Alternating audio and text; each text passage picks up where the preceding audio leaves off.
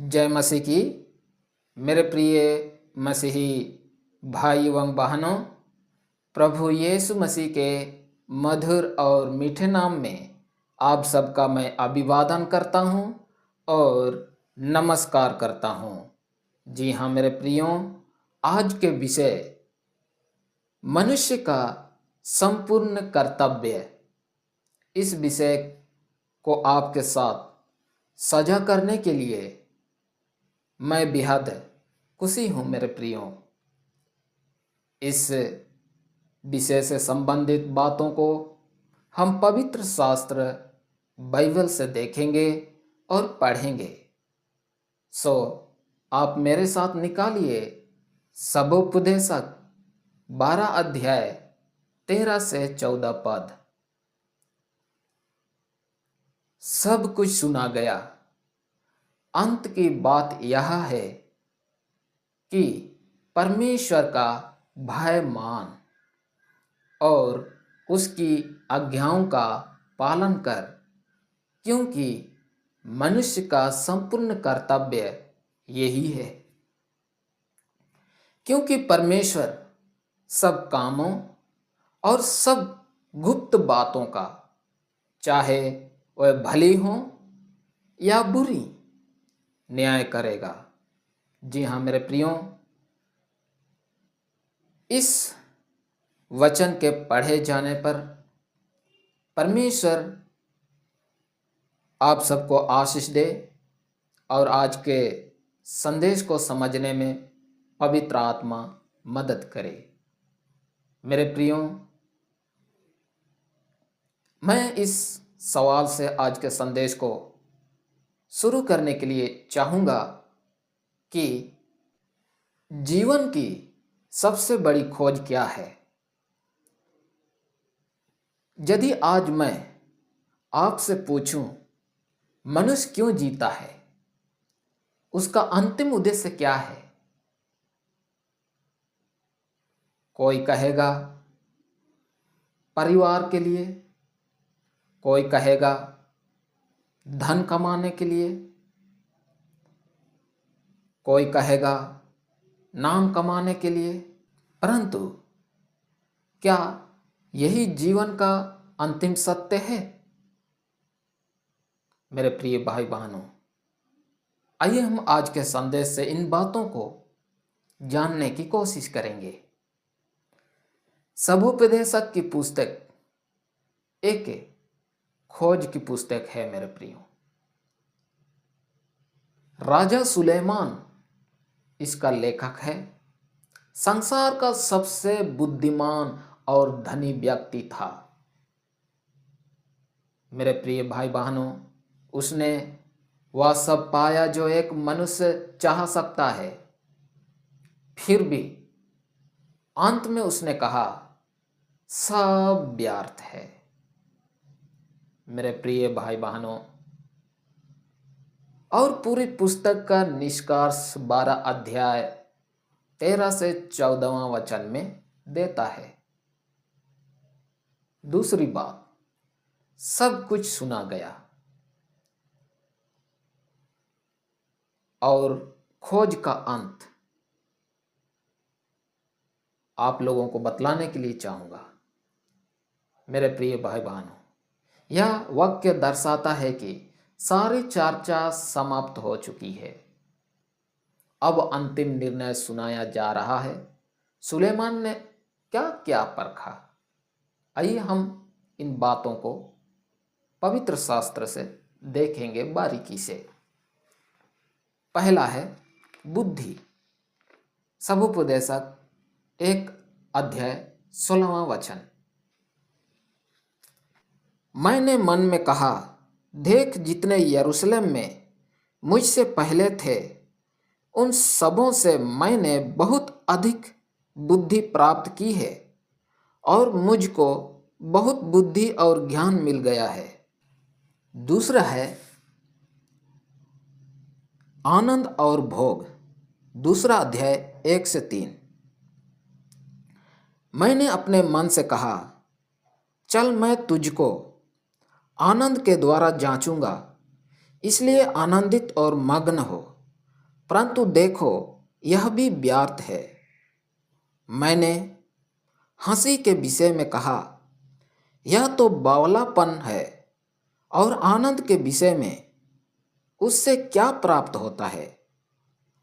मैंने मन में सोचा कि किस प्रकार से मेरी बुद्धि बनी रहे और मैं अपने प्राण को धकमधु पीने से किस प्रकार बहलाऊं और कैसे मूर्खता को थामे रहूं, जब तक मालूम न करूं कि वह अच्छा काम कौन सा है जिसे मनुष्य अपने जीवन भर करता रहे। मेरे प्रिय भाई बहनों, और तीसरा है आनंद और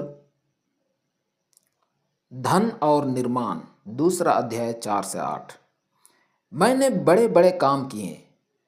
मैंने अपने लिए घर बनवा लिए और अपने लिए धाक की बारियां लगवाईं। मैंने अपने लिए बारियां और भाग लगवा लिए और उनमें भांति भांति के फलदायी वृक्ष लगाए। मैंने अपने लिए खुंड खुदवा लिए कि उनसे वह वन सींचा जाए जिसमें पौधे लगाए जाते थे। मैंने दास और दासियां मोल ली और मेरे घर में दास भी उत्पन्न हुए, और जितने मुझसे पहले यरूशलेम में थे उनसे कहीं अधिक गाय बैल और भेड़ बकरियों का मैं स्वामी था। मैंने चांदी और सोना और राजाओं और प्रांतों के बहुमूल्य पदार्थों का भी संग्रह किया। मैंने अपने लिए गायकों और गायिकाओं को रखा और बहुत सी कामिनियां भी जिनसे मनुष्य सुख पाते हैं अपनी कर ली। और मेरे प्रियो, चौथवा बिंदु, परिश्रम और उपलब्धियां, दूसरा अध्याय 18 से 23 वचन को हम पढ़ेंगे। मैंने अपने सारे परिश्रम के प्रतिफल से, जिसे मैंने धरती पर किया था, घृणा की, क्योंकि अवश्य है कि मैं उसका फल उस मनुष्य के लिए छोड़ जाऊं जो मेरे बाद आएगा। यह कौन जानता है कि वह मनुष्य बुद्धिमान होगा या मूर्ख। तो भी धरती पर जितना परिश्रम मैंने किया और उसके लिए बुद्धि प्रयोग की, उस सब का वही अधिकारी होगा। यह भी व्यर्थ ही है। तब मैं अपने मन में उस सारे परिश्रम के विषय जो मैंने धरती पर किया था निराश हुआ, क्योंकि ऐसा मनुष्य भी है जिसका कार्य परिश्रम और बुद्धि और ज्ञान से होता है और सफल भी होता है, तो भी उसको ऐसे मनुष्य के लिए छोड़ जाना पड़ता है जिसने उसमें कुछ भी परिश्रम ना किया हो। यह भी व्यर्थ और बहुत ही बुरा है। मनुष्य जो धरती पर मन लगा लगा कर परिश्रम करता है, उससे उसको क्या लाभ होता है। उसके सब दिन तो दुखों से भरे रहते हैं और उसका काम खेद के साथ होता है। रात को भी उसका मन चैन नहीं पाता। यह भी व्यर्थ ही है। जी हाँ मेरे प्रियो, ये बातें सुलेमान ने परखी। मेरे प्रिय भाई बहनों, पर उसने क्या पाया? धन मृत्यु को नहीं रोक सकता, आनंद अस्थायी नहीं, परिश्रम का फल भी किसी और को मिल सकता है। मेरे प्रिय भाई बहनों,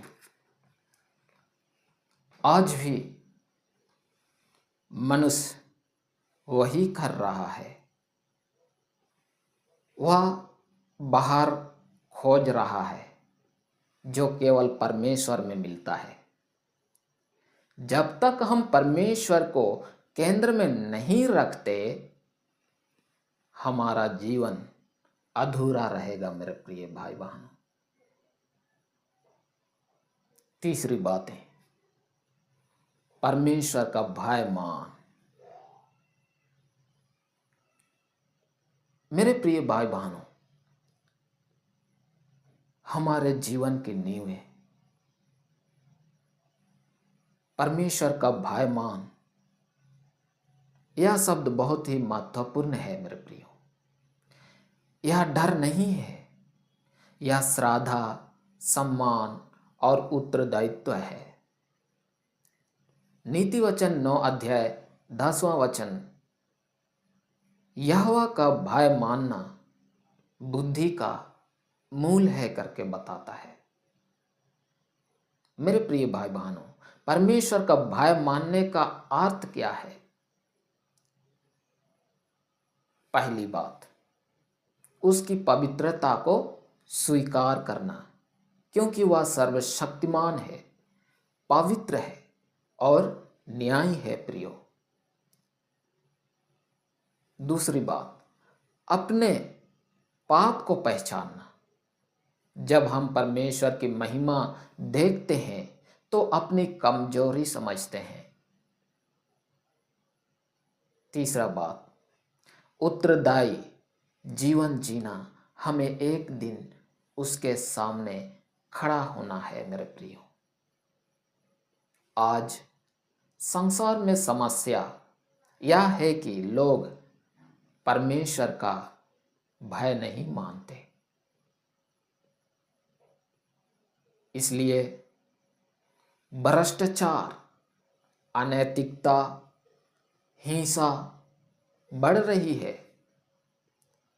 परंतु जहां परमेश्वर का भय होता है वहां चरित्र मजबूत होता है मेरे प्रियो। वहां परिवार सुरक्षित होता है, वहां समाज स्थिर होता है। परमेश्वर का भय जीवन की सुरक्षा है मेरे प्रिय भाई बहनों।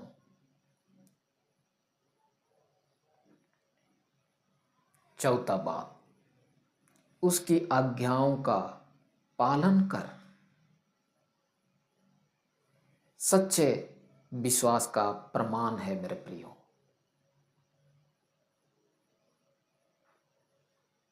केवल भय मानना पर्याप्त नहीं, भय आज्ञाकारिता में प्रकट होता है। यूहन्ना का सुसमाचार 14 अध्याय 15वां वचन में कहता है, यदि तुम मुझसे प्रेम रखते हो तो मेरी आज्ञाओं को मानोगे। मेरे प्रिय भाई बहनों, यह शब्द यीशु मसीह की हैं। परमेश्वर की आज्ञाओं का सार, परमेश्वर से प्रेम करो, अपनी पड़ोसी से प्रेम करो, पवित्रता में चलो, सत्य बोलो, क्षमा करो। आज बहुत लोग धर्म को केवल परंपरा मानते हैं, परंतु परमेश्वर केवल धार्मिक रीति नहीं चाहता, वह आज्ञाकारी चाहता है। आज्ञाकारिता कहाँ से शुरू होती है? घर से, कार्यस्थल से, हमारे विचारों से। सच्ची भक्ति व्यवहार में दिखाई देती है मेरे प्रियो। पांचवा बात, मनुष्य का संपूर्ण कर्तव्य, जीवन का अंतिम उद्देश्य। ध्यान दें मेरे प्रियो, संपूर्ण कर्तव्य, इसका अर्थ है जीवन का मूल उद्देश्य, जीवन का अंतिम लक्ष्य, जीवन की सर्वोच्च प्राथमिकता। धन कमाना गलत नहीं, परिवार रखना गलत नहीं, सफल होना गलत नहीं, पर यदि परमेश्वर प्रथम नहीं है तो सब कुछ अधूरा है मेरे प्रियो। मनुष्य का निर्माण परमेश्वर की महिमा के लिए हुआ है मेरे प्रिय भाई बहनों। छठवां बात, न्याय की वास्तविकता, 12 अध्याय 14 पद, क्योंकि परमेश्वर सब कामों और सब गुप्त बातों का न्याय करेगा। यह बहुत गंभीर सत्य है मेरे प्रियो। छिपे हुए विचार, गुप्त पाप, अंधे के कार्य, सब कुछ परमेश्वर जानता है। यह भयावह भी है, पर विश्वासियों के लिए आशा भी है मेरे प्रियो, क्योंकि परमेश्वर न्यायी है। सातवां बात, हम इन बातों को अपने जीवन में व्यवहारिक करें। आज हम स्वयं से पूछें, क्या मैं परमेश्वर को जीवन में प्रथम स्थान देता हूं? क्या मेरे निर्णय उसके भय पर आधारित है? क्या मैं उसकी आज्ञाओं में चलता हूं? मेरे प्रिय भाई बहनों, जीवन क्षण भंगुर है, परमेश्वर शाश्वत है। 8वीं बात, और आज के संदेश से यही अंतिम आह्वान, प्रिय भाई एवं बहनों, जब जीवन की पुस्तक बंद होगी तब एक ही प्रश्न महत्वपूर्ण होगा, क्या हमने परमेश्वर का भय माना? क्या हमने उसकी आज्ञाओं का पालन किया? सुलेमान ने सब कुछ अनुभव कर यह निष्कर्ष दिया मेरे प्रियो की यही मनुष्य का संपूर्ण कर्तव्य है। आइए आज हम निश्चय करें, हम ऐसे जीवन जिएंगे जो परमेश्वर को महिमा दे। मेरे प्रियो, प्रभु हमें सामर्थ्य दे कि हम केवल सुनने वाले नहीं परंतु पालन करने वाले बने। मेरे प्रिय भाई बहनों, परमेश्वर आप सबको आशीष दे। आज के संदेश के द्वारा सबको फिर से जय मसीह की